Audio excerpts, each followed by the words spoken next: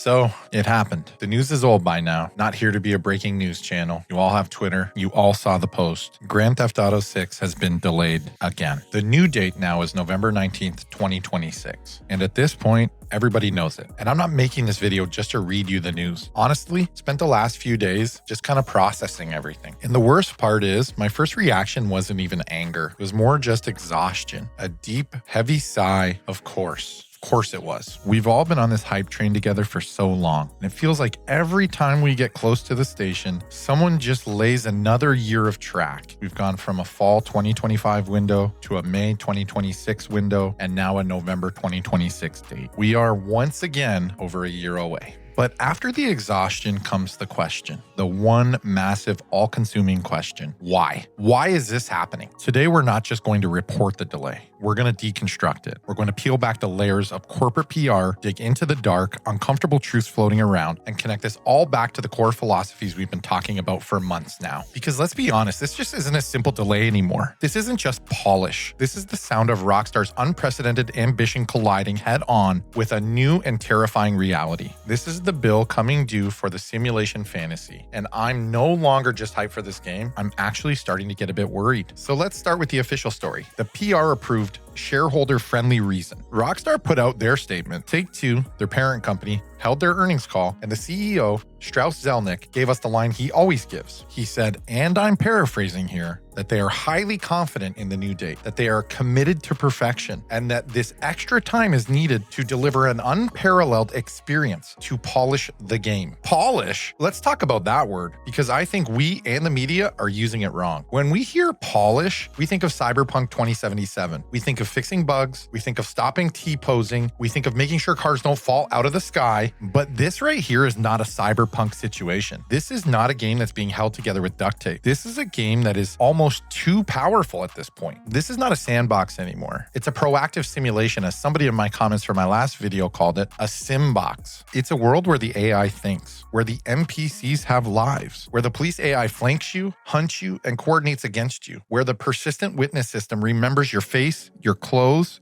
and your license plate. Now, I want you to really think about that. What does polishing that system mean? It means that right now, in the test builds, that system is probably oppressive. It's probably too smart, too good at its job. Imagine a game where you get a 1-star wanted level for jaywalking, and the cop AI is so smart that you can never escape. Imagine a world that remembers your license plate forever. You'd have to abandon your car after every single crime. That's actually not fun. That's annoying. Polish for GTA 6 isn't just fixing what's broken. It feels like it's the apocalyptic challenge of balancing a living world. They have built the most advanced, proactive, intelligent AI in the history of gaming. And now they have to figure out how to tune it so that it's still fun. They have to find the perfect razor's edge between living simulation and frustrating nightmare. And that is a monumental task. It's not debugging. It's philosophy. It's a problem no other game studio on Earth has ever had to solve on this scale. So when Strauss Zelnick says polish, he's not lying, but he's not telling you the whole truth. And honestly, if that was the only reason for the delay, I would be 100% fine. I would applaud it. I would wait another year for them to get that right. But that's not the only reason. It's not even the biggest one. Let's go back. Let's think about Rockstar's last masterpiece, Red Dead Redemption 2. Red Dead 2 was also delayed twice. Why? For polish, to get that simulation perfect. But Red Dead 2 had a luxury that Grand Theft Auto 6 does not. It only had to be one thing.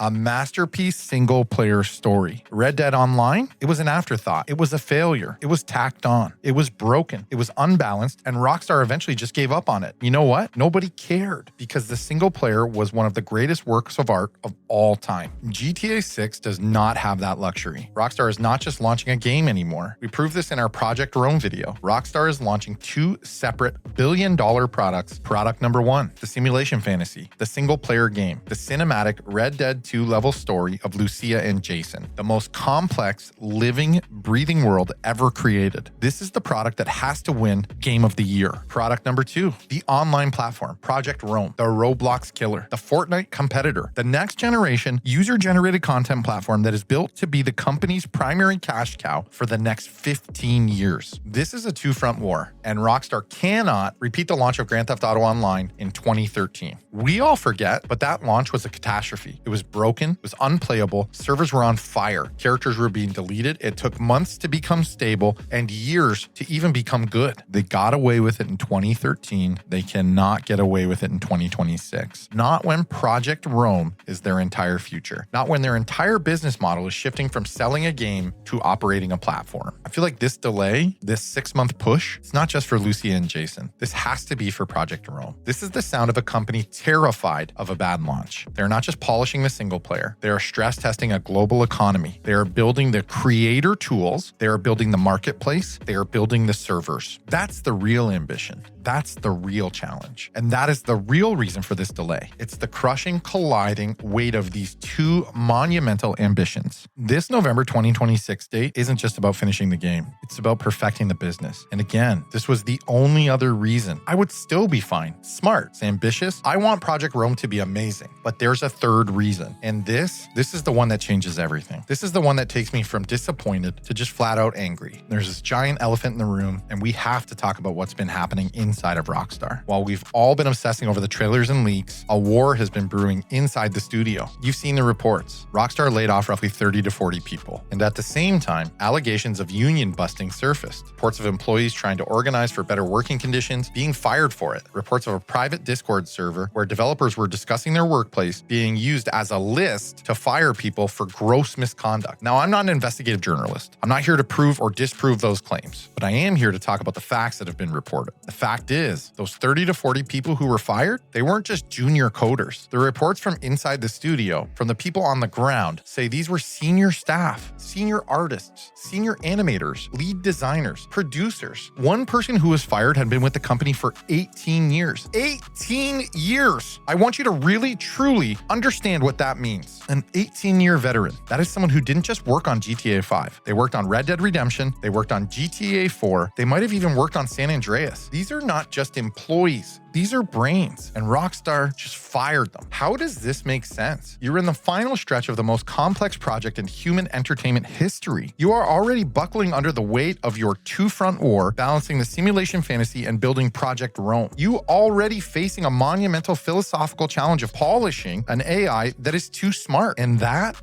is the moment that management allegedly decides to guillotine its own development team. That is the moment they decide to fire the architects. This is the part that makes me sick. This is where my disappointment turns into pure cold fury. Because now, this delay, it doesn't look like ambition anymore. It doesn't look like it's getting it right. It looks like catastrophic, self-inflicted disaster recovery. How can you polish a revolutionary AI system when you fired the person who built it? How can you balance an online economy when you fired the senior producers who were in charge of it? This delay isn't a choice anymore. It's a necessity. They have to delay the game because the very people who knew how to finish it are gone. This is insanity. So where does this leave us? My entire perspective on this game has changed in the last few weeks. For years, I have been the #1 champion of Rockstar's philosophy. I defended the positive friction of Red Dead 2. I have been celebrating the new simulation fantasy of GTA 6. I've always said, let them cook. A delay from Rockstar is a good thing. A delay for Red Dead 2 was a good thing. It was a sign of artists, of masters, taking the time to perfect their masterpiece. This